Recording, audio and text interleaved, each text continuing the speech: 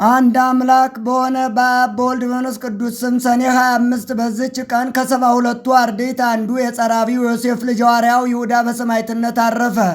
ይህም ሐዋርያ በብዙ አገሮች ሰበከ። ወደ አንዲትም ደሴት ገብቶ በውስጧም ሰበከ። ሰዎቿንም በጌታ አሳመናቸው፣ ቤተ ክርስቲያንም ሰራላቸው፣ በቀናች ሃይማኖትም አጸናቸው። ከዚያም ወደ ሩሃ አገር ሂዶ የሩሃ ንጉሥ አውጋንዮስን ከደዌው ፈወሰው፣ የክርስትና ጥምቀትንም አጠመቀው። ከዚያም ደግሞ ሐራፒ ወደሚባል አገር ሂዶ በውስጧ ሰበከ። ከሰዎቿም ብዙዎችን አጠመቃቸው፣ ቤተ ክርስቲያንም ሰራላቸው። የዛችም አገረ ገዥ ይዞ ጽኑ ስቃይ አሰቃየው። ችንካር ያለው ጫማ በእግሮቹ ውስጥ አድርጎ 1 ምዕራፍ ያህል አስሮጠው። ከዚያም በኋላ ሰቅሎ በፍላጻ ነደፈው።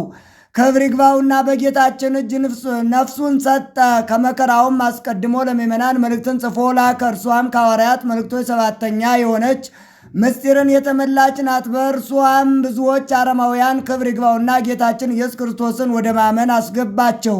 ለእግዚአብሔር ምስጋና ይሁን፣ እኛንም በጸሎቱ ይማረን፣ በረከቱም ከእኛ ጋር ትኑር ለዘላለሙ አሜን። ሰላም ለይሁዳ ለእግዚአብሔር ገብሩ በቀኖታ አስፂን ርሱን ዘተቀነው አይጋሩ ሃይማኖተ ወንጌል ፍጹም እንዘይሚያሩ ውስተ መክፈልቶ ሙሶ በመክፈልቶ ደመሩ ምስለ ሐዋርያት ደርገ ተጽፈ ተስካሩ ሰላም ለክሙ ጴጥሮስ ወጳውሎስ በጾታ ህትዋን አይናቁ ለቤተ ክርስቲያን መሰረታ መምህራነ ስርዓት አቲ እንዘላው የክሙ መንታ ከመታብቁል ገራይተ ምድር እንተተዘራ ውስቴታ ለዛቲ ክረምት ባርኩ ባታ በመጥሎ ሃጋይ ክረምተ ዘሰራይ ከግዚእነ ወዘረሰይ ከጸደየ ለመጸወሰነ በዝንቱ ክረምት በመዋይሊነ ዘንበለ ፍሬ እንዘበቆጽል ሃሎነ ናስተበቋ ከይኩን ጉያነ።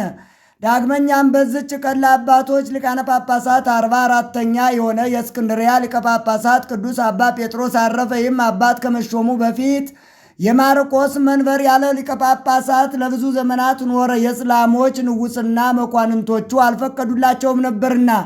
ከዚህም በኋላ ሃይማኖቱ የቀና ደግ መኮንን በእስክንድርያ ከተማ ላይ ተሾመ። ያን ጊዜም የአገሩ ሽማግሌዎች ወደ እርሱ ተሰብስበው ሊቀ ጳጳሳት እንደሌላቸው ሐዘናቸውን ነገሩት። እርሱም ደብረ ማህው ወደሚባል ወደ ደብረ ዝጋ ጎጥተው እንዲጸልዩ ለራሳቸውም ሊቀ ጳጳሳት እንዲሾሙ አዘዛቸው።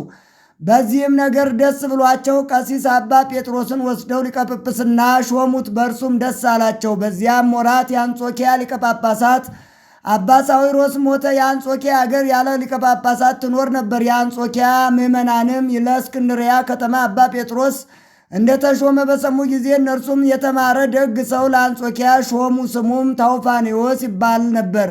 እርሱም ከአባ ጴጥሮስ ጋር ተስማማ። እነርሱም ስለ ቀናች ሃይማኖት በመልእክቶቻቸው ይገናኙ ነበር። ከእነርሱም እያንዳንዱ በባልንጀራው ምክር በጸሎትና በቅዳሴ ጊዜ ይሰብክ ነበር። ወደ አገራቸውም መግባት አልተቻላቸውም ነበርና አባ ጴጥሮስም በግብፅ ደቡብ በአንባንያ ገዳምና በዝጋግ ገዳም ይኖር ነበር። አባ ታውፋኒዎስም ከአንጾኪያ ከተማ ውጭ በአፍቆንያስ ገዳም ይኖር ነበር። በዚያም ወራት ከእስክንድርያ ከተማ ውጭ 700 ገዳማትና ሃይማኖታቸው የቀና ምዕመናን ያሉባቸው 32 መንደሮች ነበሩ። በግብፅ አውራጃ ሁሉና በላይኛው ግብፅ በአስቄጥስ ገዳማት የሚኖሩ መነኮሳት እንዲሁ ኖባና ኢትዮጵያ በዚህ በአባ ጴጥሮስ ስልጣን ስር ነበሩ። እንዲሁ ሁሉ ሃይማኖታቸው የቀና ነበር፣ በትእዛዙም ጸንተው ይኖሩ ነበር። እርሱም በቀናች ሃይማኖት ይጸኑ ዘንድ ወደ እርሳቸው መልእክቶችን መጽሐፍ አያቋርጥም ነበር። የእስክንድርያን ገዳማት ሁሉና መንደሮችንም እየዞረ ያስተምራቸውና ይመክራቸው ያጽናናቸውም ነበር። ከእርሱ በኋላ ሊቀ ጳጳሳት የሆነ ቅዱስና አዋቂ የሆነ ደቀ መዝሙር ነበረው። እርሱም በሊቀ ጵጵስናው ሥራ ሁሉ ይረዳው ነበረ። ይህም አባት ጴጥሮስ አንዳንድ ጊዜ ወደ እስክንድርያ ከተማ ይገባ ነበር። የሰዎቿንም ሥራቸውን ተመልክቶ ያስተምራቸውና በሃይማኖት ያጸናቸው ነበር። በ12ቱ ዓመት የሹመቱ ዘመን እንደ ሐዋርያት መንጋዎቹን እየጠበቀ እንዲሁም በሹመቱ ኑሮ በሰላም አረፈ። ለእግዚአብሔር ምስጋና ይሁን፣ እኛንም በጸሎቱ ይማረን፣ በረከቱም ከእኛ ጋር ትኑር ለዘላለሙ አሜን። ሰላም ለጴጥሮስ ሰናየ ስርዓት ወግ ዘተሰይመ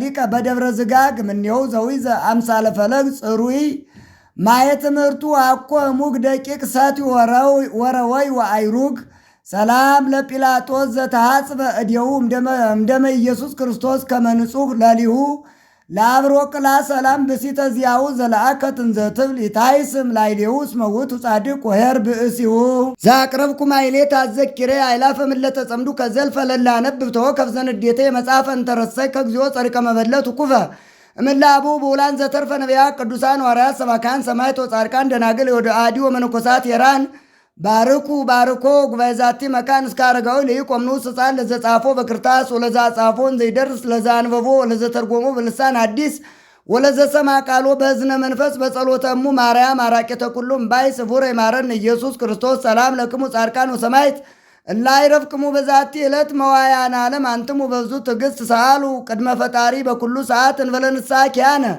እይንሳ ሞት ሰላም ለክሙ ጻድቃነ ዛቲ ዕለት ኩልክሙ እድ አንስት በባስማቲክሙ ቅዱሳነ ሰማይ ወምድር ማይበረ ሥላሴ አንትሙ ትዝክሩነ በጸሎትክሙ በእንተ ማርያም እሙ ተማይጸነ ለክርስቶስ በሥጋው በደሙ እግዚኦ ኩነኔ ከአብ ወለንጉሥ ጽርቀ ከሊል ወልደ ንጉሥ አግር ጸራት አይተገር ያህል አገሪትን ኢትዮጵያ ለመካነነ ደብረ ቤት የለ ዓለም ዓለም አሜን።